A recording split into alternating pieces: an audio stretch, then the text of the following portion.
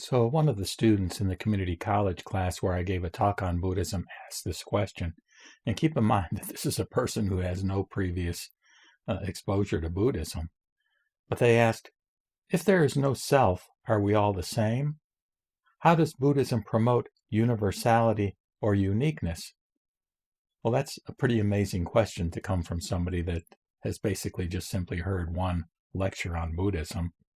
And it's a very complex answer, and I don't claim to be the best source of input regarding the answer.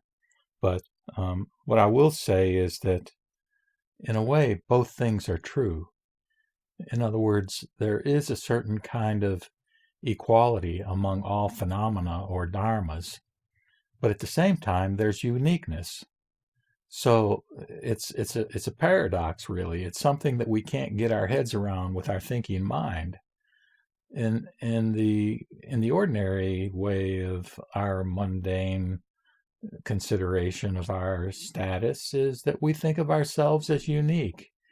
And Buddha, if you want to think of there being Buddha in the universe, as Buddha tries to teach us through the various scriptures and teachings, Buddha views our uniqueness, our particularity, if you will, because each of us is unique in our sort of way of relating to the world, way of understanding our own self, and particularly our way of being able to relate to a spiritual teaching or a dharma.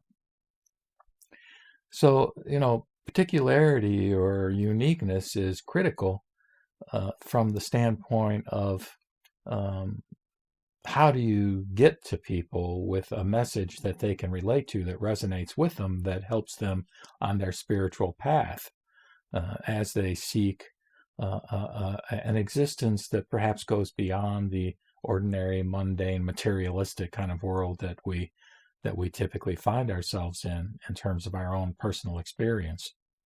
But at the same time, there is a kind of universality and a kind of equality between and among various people at our fundamental level, because fundamentally we are not separate beings. That in the Diamond Sutra it says, if a bodhisattva considers there to be a personality or a self, then somehow this is a wrong-headed kind of view.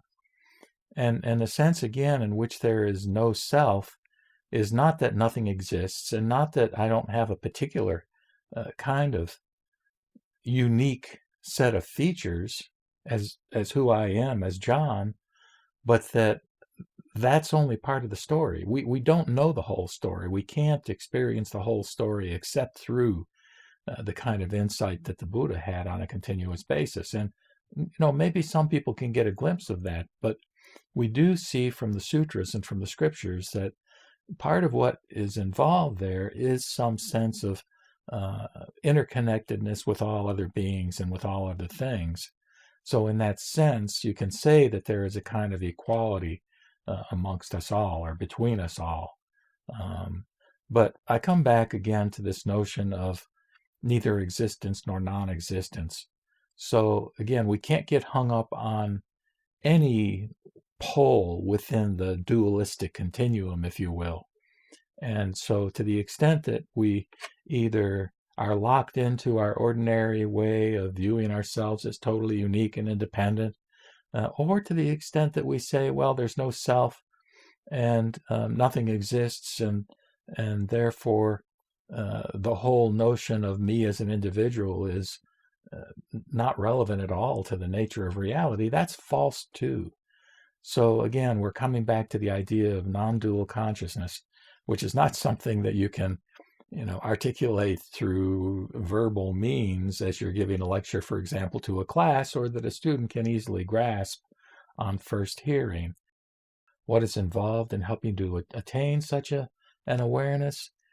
Probably meditation would be a good thing to do. Meditation, focusing on the breath, this kind of thing that's recommended within the earlier forms of Buddhism, can give a glimpse of that prajna or wisdom that we talk about and that is articulated in the Buddhist sutras, particularly the Mahayana sutras, which really points to, it's a finger pointing at the moon, it's a finger pointing to an experience of realizing that simultaneous existence of what the student calls universality and uniqueness.